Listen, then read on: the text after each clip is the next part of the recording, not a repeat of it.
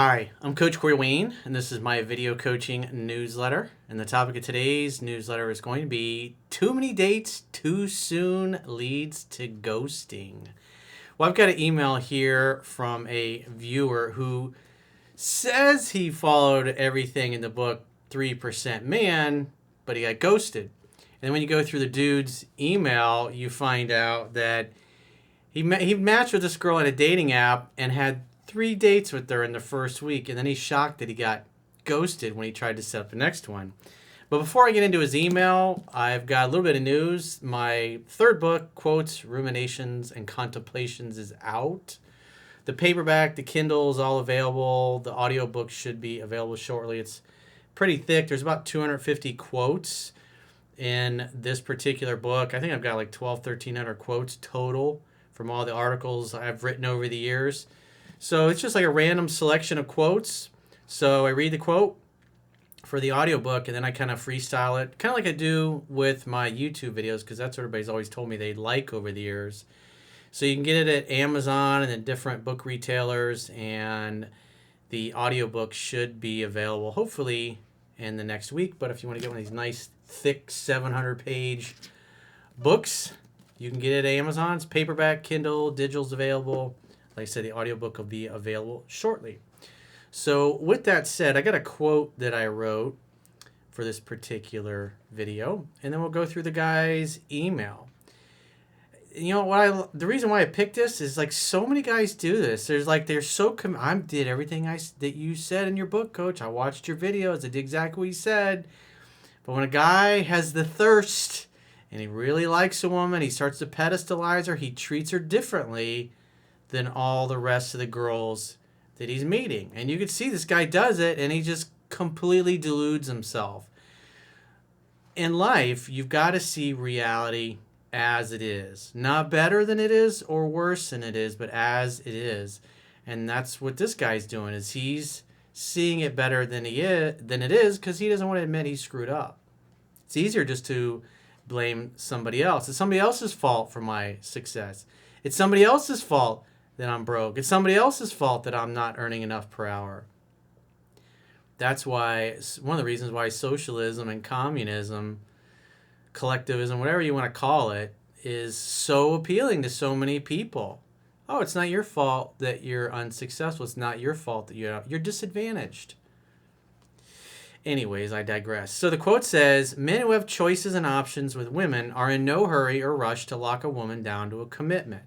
They take their time and carefully evaluate how their dates went, and then contemplate on whether or not the women are a good fit, good for them, good to them, and if the women are likable enough to continue investing time, money, and effort getting to know them.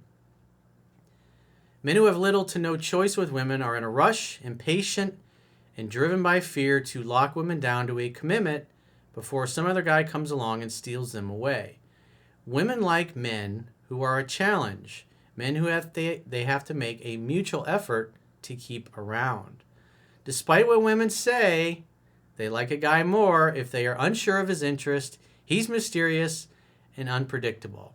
I'm sure, because this always happens whenever I say something like this, you get some bunch of clowns, some of them are women, some are, white knights, supplicating beta males that are going, "It should be 50-50, Coach." It's like, you saw that in a movie. You have no idea what that even means or what that looks like, or the fact that it doesn't work in the real world. It's some geek that sat in the back of class in high school and never got any fucking pussy, who's now writing screenplays that millions of people around the world see based on his fantasy of the way he wishes things were instead of the way they really are. So with that said, let's go through his email. Because he tries to say he did everything right and it was the book's fault. Actually, the title of his email said, "Followed the book, got ghosted." I was like, yeah, right. Let me read this. Sure enough, the guy's totally delusional. He says, "Hey, Coach Corey Wayne, I've read your book about 4 times now, and I'm feeling better and better about dates. I'm feeling more confident, and things feel a lot easier when situations come up. When girls test me, I'm getting better at responding. You always want to have a more playful, more humorous comeback that shows that either way, you're unmoved. You're the mountain. You smile, you smirk, you acknowledge it, but you don't flip out. He says, I'd like to thank you for all your work you've done to help guide me to be the best me. This particular situation is interesting, and I've decided to move forward, but I wanted to see if you had any insight into the situation so I can know what to expect in the future. We're both 30, by the way, in this story. So he says, date number 1. I met this girl on a dating app. I sent maybe 4 messages max, and I set a definite date for Monday evening. So far, so good. No problems there. We have dinner and drinks. After drinks, I tell her there's a place downtown I know, and let's go. She sounds excited, so we head there for more drinks. Because the idea is you want to go to 2 or 3 different places on a date. It gives the impression, like when you spend a lot of time getting into and out of the car together, or whether it's an Uber or your car, and you're going different places. Because most guys take a girl out for drinks, or they take her to dinner, then they take her home, and that's it. But when you go out on 3 places, it's like 3 different dates in one night. And most women tend to sleep with guys by the 2nd or 3rd date. That's just the reality. And you can use that to your advantage or not. So he says, after the date, I cut it off because I said I had to work in the morning. Always leave him wanting more. She definitely wanted to stay longer. She was touching me and leaning into me, and I tried the sidewalk thing, and she would always gravitate to me. So what he's talking about is in 3% Men. I was talking about what you can do is you're on a date with a woman, walk down the street, and just kind of gently move over to the, if she's on your right, you're going to kind of slide out, slowly walk to the left. Then you slowly walk to the right, and you'll notice that she kind of follows you and then bumps into you the whole time. These are just things that are kind of unconscious that women do. They don't really think about. And then when you tell a woman these things, then she gets all self-conscious. That's kind of funny. If you like to have fun with her like I do sometimes. I drop her off at her car and go for the kiss. She pulls me back in and starts making out with me in the parking lot for 10 minutes. I said I had fun tonight. And I said, drive safe. She texts me 10 minutes after she gets home and said she had a really fun time. And if I wanted to get tequila with her sometime, here's her number. So she texts me a winky face and her number. So far, so good. It's following the book. No problems. In between dates. I waited about 2 days to text her and set another definite date to meet up for drinks on Friday. And he puts in parentheses, maybe a little too soon. What does the book say, bro? What does 3% Man say? It says 1 date per week. You have to take your time. If you're a busy professional, maybe you're a college student, and you, like when I was in college, I was going to school full time, and I had 2 other jobs. I was tending bar at night, and I was working for a general contractor down in South Florida. So I was a busy dude, and on top of that, I had to find time for my social life. So I've always been a go-getter. I don't sit around and wait for things to come to me. I go out and I make things happen, and that's what I did. I see guys going, what if you're not a busy professional, coach? What if you don't have anything else going on? It's like if you're a man and you're sitting around twiddling your thumbs, and especially if you're young, college age, you should be busy, gaining experience, growing your gifts, your skill, developing your gifts, skills, and talents, and growing your reserve of knowledge, because you get paid based upon the value that you bring to the marketplace. And if you're in your early 20s and you're twiddling your thumbs going, oh, I'm only making $10 an hour, life's hard, I want the minimum wage to go to $15, go find a job that pays you more. Grow your reserve of knowledge, develop your gifts, your skills, your talents, figure it out. I mean, I go into extensive detail in mastering yourself on this stuff. But some people get a little butthurt over the politics because they don't like the idea that they have to take personal responsibility for their own lives. But that's on them, and I don't really care. And y'all can whine about it, and I don't give a damn. I got to where I am because of what I did. And wherever you are in your life, your best thinking got you there. So, good job. So we grab drinks and are talking, and she tells me about a speakeasy she knows, so we go to the speakeasy. She buys the next round. Hey, that's a quality one right there to buy a round of drinks. I like that. We're pointing at a map of Mexico, and she says, we should go to Mexico. I was like, you mean like right now? Are you offering to fly me there? Why not? I didn't say anything other than, hey, I've heard Mexico's really beautiful. We're chatting, and she pulls my jacket and starts making out with me at the bar. I think she likes you. We dance a bit in the bar, and I was having a killer time. So much fun. I close the tab, and we walk out, and she says, what do you want to do now? You? Maybe. I might say that. Depends. What? Huh? You said you wanted to do me? I did? Are you sure? You sure it wasn't some other guy walking by? I say, let's try that tequila out that I was telling you about at my place and watch that show you recommend. She agrees, and I bring her back to my place. 5 minutes into the show, she straddles me and rips off her clothes. We make out. I pick her up, and I take her to my bed. We make out more, and she sits up and says, do you just want to have sex? Do you do this with every girl? Just bring them home?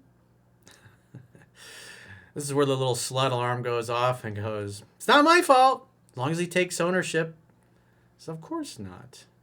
Never do anything like that. You're special. You're special. You're special to me.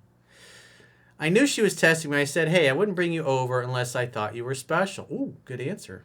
I like it. I think you're fantastic, and I think it'd be a fun time. Everybody loves a little gratuitous sex. Why not? She said she wants me to take her home. I told her, no worries. We can take it slow and just have a fun time. No rush. I acted unfazed. Because most guys like, oh, what's wrong? What do you mean you want to go home? I thought you wanted to have sex. You just asked me 2 seconds ago. You're indifferent. You could take it. You could leave it. This ain't the first time. You see one pair of tits, you see them all. Quite frankly. Not even 5 seconds after I said that, she jumped my bones and the indoor Olympics took place. So what's going on there? She's testing your strength. Do you come uncentered, unglued? Because a lot of guys that don't know any better do when they get challenged like that, and they flip out. They start trying to justify. Then she recognizes, if I sleep with this guy, he's not going to be able to handle it. He's going to probably bring some drama into my life. He might not go away. Because girls like to hook up too. If they didn't like sex, they wouldn't have sex with you. Duh. She stayed the night and woke me up at 3 a.m. to have more sex. Oh, what a bummer. More sex at 3 a.m. That's hard. It's a hard life, bro. I'm so sorry you're suffering. Needless to say, I was exhausted the next morning. You go, boy. I took her home Saturday morning and we kissed goodbye. I don't set another date. I just said I had a fun time again. I waited till Sunday evening to text her again.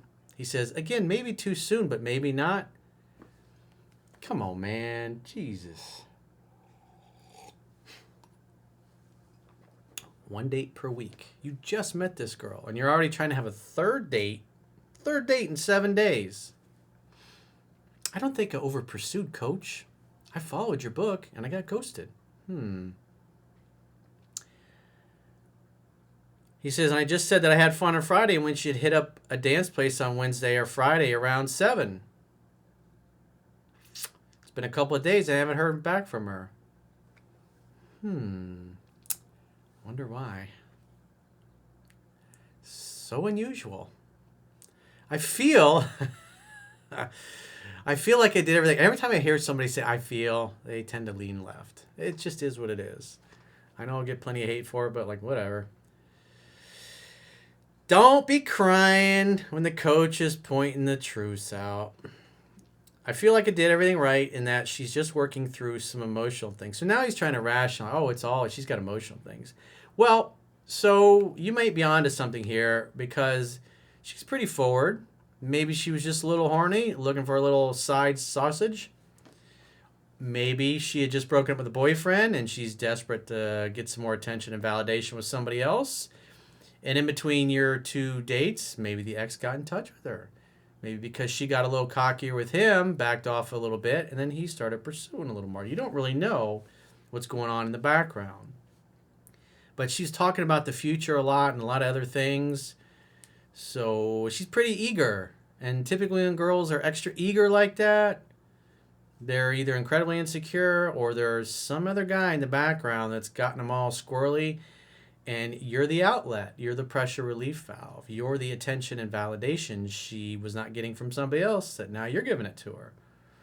And that's why when you pursue too much too soon, she recognizes that you're trying to make her your girlfriend because you're coming on strong like all guys do. And then just poof. So I haven't followed up or texted back and just left it at that. My question for you is, why do girls ghost after a great date? Well, dude, you try to make 3 dates in the first week. You did the opposite of what the book teaches. This amount of dates, if they had taken place over 3 weeks, you still might have gotten ghosted. It's possible because, again, you never know what's going on in the background. And if she's hot, especially if she's on the dating apps, she's probably had a few encounters with Chad Thundercock. I'm sure you guys have all heard who that is. I don't need to elaborate. Maybe I'm overthinking it and just need to give her space. I'm not planning on chasing her. I put the feeler out for a date and haven't heard back, so the tennis ball is on her side. Correct. But you need to follow what the book actually teaches instead of cherry picking and then violating the principles and being surprised. But like I said, it might not have mattered because the behavior from her, probably another dude in the background. Maybe she met another guy at the same time in the dating app, especially if she's hot. And he's taking things a little slower than you are. He's a little harder to figure out. He's a little more mysterious. He's a little bit more of a challenge. She knows she can have you. You're already begging for a 3rd date in 7 days. So she knows how that movie ends because you're one of like dozens of dudes she's encountered over the course of her life already. I'm planning on moving on, but wow, am I frustrated? Well, that's why you should actually follow what the book teaches and don't send an email telling the coach that you followed his book. And then in your email say, yeah, I tried to make 3 dates in 7 days. She was literally chasing me the entire day, but maybe I needed to build more anticipation after the 2nd date. You think? But like I said, it may not have mattered because there's a good chance there's some other guy in the picture. It could be an ex-boyfriend, or maybe she encountered Chad Thundercock and you pursued too much. It is what it is. That's all it takes. Because obviously, it's not hard for women to get laid if you haven't noticed. They just have to go, sure, let's go back to your place.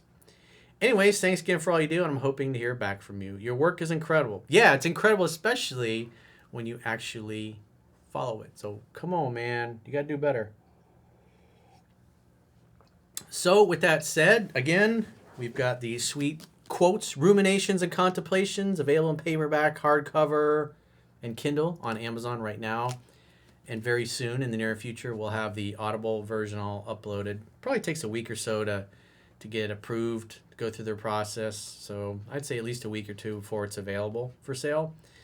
But you can get the paperback, you can get the hardcover version, and the Kindle version.